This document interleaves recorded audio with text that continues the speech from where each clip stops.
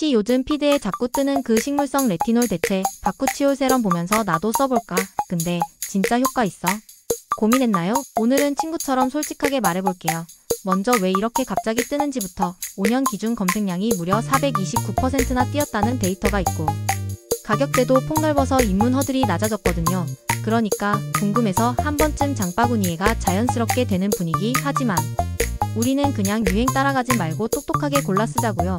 핵심은 과장 대신 근거. 바쿠치올이 뭐냐면 인도 전통에서 쓰이던 식물에서 얻는 성분인데 분자 구조는 레티놀과 다르지만 피부에서 비슷한 길을 걷게 만드는 신호를 켜서 콜라겐과 진피, 매트릭스 쪽을 챙겨주는 역할을 해요. 그리고 결정적 포인트, 12주 무작위대조 연구에서 0.5%. 바쿠치올을 하루 2번 바른 그룹과 0.5% 레티놀을 하루 1번 바른 그룹을 비교했더니 주름과 색소에서 비슷한 개선을 보였고 각질, 들뜸 따가움 같은 자극은 레티놀 쪽이 더 많았다는 결과. 이게 많은 예밀러들이 관심 갖는 이유죠. 게다가 빛에 안정적인 포토스테이블 성질이라 낮 루틴에도 넣을 수 있다는 장점까지 있어요. 다만 낮에 써도 되니 선크림 안 발라도 된다는 뜻은 절대 아니고 자외선 차단은 언제나 기본 세트. 여기까지가 원리와 근거의 하이라이트고요. 이제 우리 생활에 딱 맞게 쓰는 방법으로 넘어가요. 농도는 시중에 0.51%가 가장 흔하고 임상에서 많이 다뤄진 것도 0.5%라 입문은 0.5%. 1일 12회가 무난해요. 피부가 튼튼하고 속건조만 잡고 싶으면 1%도 가능하지만 처음엔 주 34회로 간격을 두고 자극 징후 따가움, 미세 각질, 붉어짐이 없으면 매일로 늘리는 식으로 속도 조절. 텍스처는 오일리하면 밤에, 워터리하면 아침에도. 성분 궁합은 나이아신아마이드 펩타이드 히알루론산 세라마이드와 환상 콤비, 비타민C와도 병행 가능하지만 처음엔 번갈아 써서 자극 체크. 각질 제거제 AHA, BHA 레티날 트레티노인화는 같은 날 레이어링을 피하거나 토너 수분 세럼 바쿠치올 크림식으로 완충을 둬요. 또 재밌는 팁, 바쿠치올은 레티놀과 함께 쓸 때 안정화 보조 역할을 할 수도 있어서 밤엔 낮은 레티놀, 낮엔 바쿠치올처럼 나눠 쓰는 루틴을 좋아하는 사람도 있어요. 다만 예민 피부는 한동안은 단독으로 반응을 먼저 보세요. 여기서 가장 중요한 구분, 꿀팁 하나. 바쿠치올 BAKUCHIOL과 바츠시 바브치시 OL PSOR ALEA COR YLIF OLIA CID OILEX TR ACT는 다릅니다. 바쿠치올은 단일 성분이라 포토스테이블하고 저자극 쪽에 가깝지만 COEC 추출물엔 프로쿠마린소랄렌류가 섞여 있어서 햇빛과 만나면 광독성 리스크가 보고돼요. 그래서 전 성분의 INCI가 정확히 BAKUCHIOL인지 PSOR ALEA COR YLIF OLIA CID 엑스트랙트인지 꼭 체크. 특히 데이 루틴을 생각한다면 더 철저히요.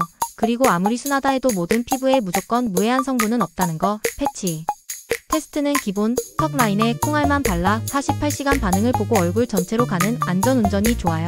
임신 수유의 경우도 많이 물어보는데요. 레티놀과 달리 바쿠치올이 상대적으로 안전할 거란 이야기가 있지만 아직 확실히 안전이라고 말할 근거는 부족해요.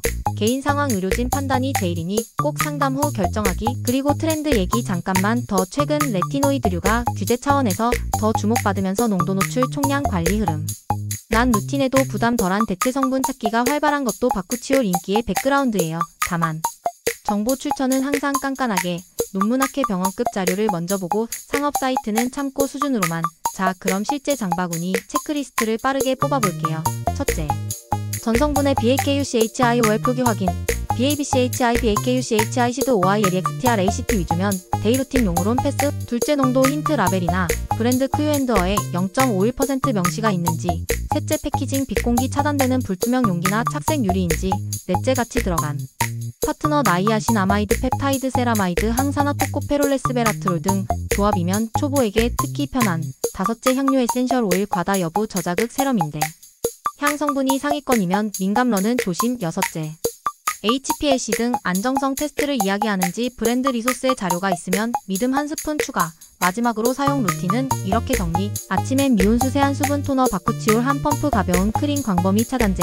밤엔 세안수분 토너 바쿠치올 리치 크림. 첫 2주는 각질제와 레티노이드는 쉬고 3주차부터 피부 컨디션 봐가며 스텝업. 그리고 스킨케어는 늘 회복이 절반이니까 주 12회는 완전 저자극 수분만으로 피부 휴가도 주세요. 혹시 트러블 피부라면 바쿠치올이 항염 항산화 쪽 데이터가 있다 보니 보조적으로 편안함을 느끼는 케이스가 있지만 여드름 치료제 대체는 아니고 예전에 적응된 아다팔렌 등과 병행한 조합. 연구도 조합이라서 바쿠치올 단독 효과로 일반화하기는 어려워요.